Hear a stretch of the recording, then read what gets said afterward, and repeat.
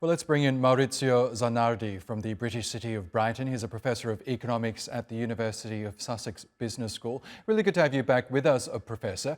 When Donald Trump foreshadowed this announcement earlier this year, he said that these so-called reciprocal tariffs that he's about to announce were all about levelling the playing field by addressing a trade imbalance between the US and other countries, but also about targeting countries that currently impose levies on US goods. Is that how you see it? Do you see it from Trump's point of view when you hear it like that?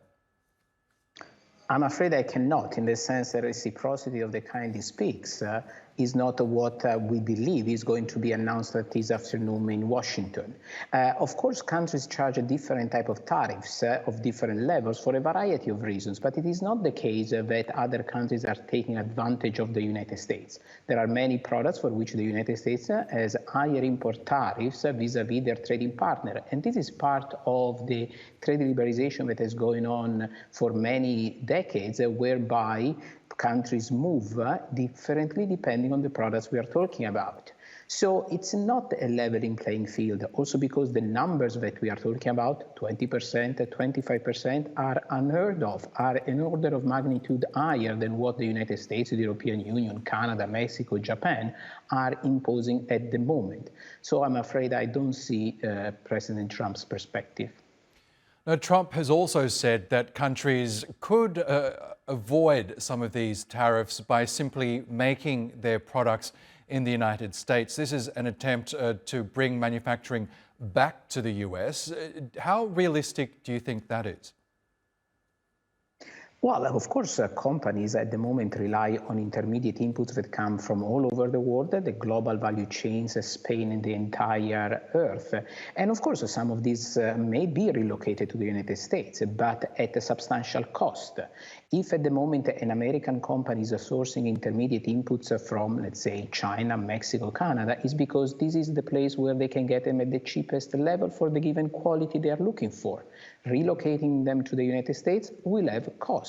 And the question is, that cost will have to be absorbed by someone. Now, of course, Trump may say, oh, well, the firms may lower their profit margins. But we know that, we know it as a fact because of several academic studies, that consumers will end up paying the lion's share of these increased costs. So at the end of the day, it's a question for the voters who voted for Trump last November. Are you willing to pay these prices? Of course, most goods could be produced in the United States. All goods can be produced in the United States. But is that what leads to efficiency? No, and that's what has been proven since the time of Adam Smith back in 1800, whereby comparative advantage matters to achieve efficiency and savings for all the world. Professor, let's look at some of the potential consequences, because economists are already warning that should Trump boost his tariff plans, that will only lead to inflation not only in the US but across the globe. Some are even warning of a recession in the US and in other countries. Are you worried about such potential impacts? Yes, of course, in the same way that I was saying before, that the relocation and these other measures will increase the prices, that will show up first and foremost in inflation rates, not only in the United States, but also for sure in Canada, in Mexico, and in many other countries. I would say in all the countries in the world, possibly bar North Korea, for example.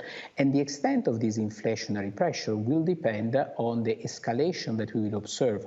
How will the European Union respond? Will a deal be found? And so on and so forth. And that's why if you browse the newspapers or any other source, there are all sorts of ranges of estimates about the cost of the trade war, cost in terms of inflation, employment levels, and so on and so forth.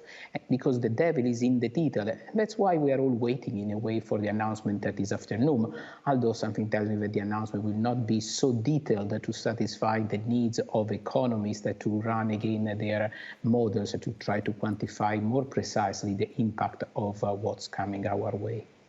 And we know these tariff plans aren't really anything new, because in his first administration, Donald Trump waged a trade war with China and other trading partners, but he does seem to be escalating it this time around, really doubling down on this idea that by imposing tariffs on almost every country, that will only serve to benefit the US economy. Given the fact that economists are generally agreed that this will damage the US and global economy, why do you think he's doing this? Who do you think is advising him? I don't know who is advising him or whether he's listening to any of his advisors. I don't know what is the ultimate goal here, because even the supposed goal of repatriating jobs and reindustrializing the United States is not something that is going to materialize very quickly. Firms will have to be sure of what's coming next in order to rearrange their investment plans and open new factories, for example, in the United States. So at the moment, to me, what is going to create is a lot of uncertainty that then we see in the stock market, we see in the consumption decisions of consumers. There is a rush, it seems, to buy cars in the US now before possible 25% tariffs will enter into force.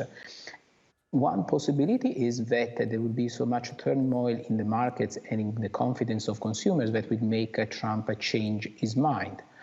Although he said that he doesn't care that Wall Street may lose a little bit. But Wall Street, at the end of the day, are also all workers thinking of the United States, their pension plans invested in 401ks. These are all feeding through the Wall Street market. So it's not only the rich people that suffer if the stock market is suffering. Okay, Professor Maurizio Zanardi, we will have to leave it there. Thank you so much again for joining us on the program.